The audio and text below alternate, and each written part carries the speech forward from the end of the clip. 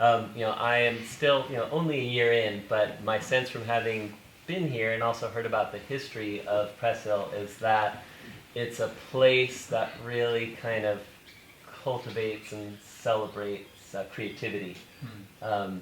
And you're now, I think in our conversation I remember that you're composing for television. You're also doing kind of your own experimental type of compositions, and you're a musician. So I was wondering if you could just kind of reflect on, were there some of your experiences here at Preshil that kind of supported you in the journey that you're on now as a musician and composer? For sure.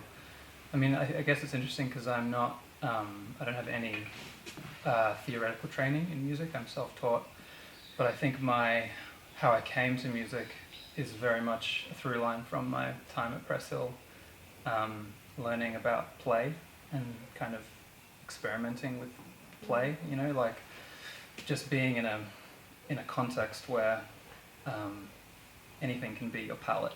And I'm thinking of the front garden at Arlington, and it was just this wild forest. I don't know if it's changed, I'd love to go back, but it was just like totally overgrown, it felt like a off the map. And I remember we used to there was a bell ringer, and sometimes we'd ambush the bell ringer and steal the bell and hide it so we could pretend like we hadn't heard it, and so we'd just stay out in the front garden and no one would come. It was so big, it was so bushy. I feel like we could just find places to be alone. And we'd play these, imaginary games, RPGs, build things. But yeah, I guess that's a through line throughout my time at Preshil, is this sense of this expansive possibility for play and experimenting in any kind of context and any kind of, not just music, but, so yeah, I think that's probably one of the biggest things in terms of my relationship to creativity, because I didn't really do music here. I was in some school performances, I did theatre and acting, but I really like looking at notes on a page made me sweat and kind of get anxious. Same with maths.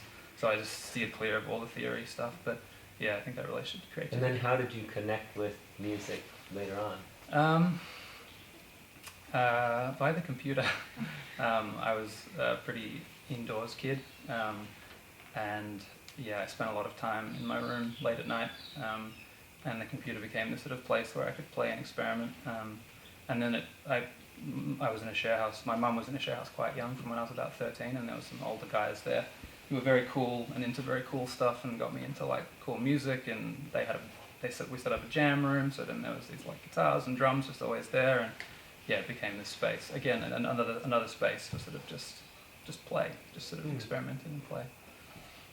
And so you were able to kind of connect that sense of play that was not connected to music at Preshil, but later that's just what you end up.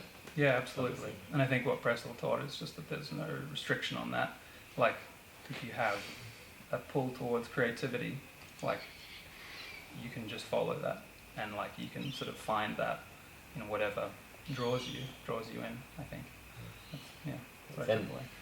Another little side, because I did get a chance to really have a good chat with Pascal some time back, is before coming, I was wanting to, I had not been to Melbourne before, and so I wanted to kind of learn a little bit about it, and part of that is, okay, what's the pop culture like, or what are the television shows? And so the show that was recommended to me, the one show I saw before I came was Offspring. And so I was kind of impressed when I knew that Pascal was the composer for some of the Offspring shows. So for you Offspring fans out there, I'm sure there are many other more experimental things to do, but I was a fan of that.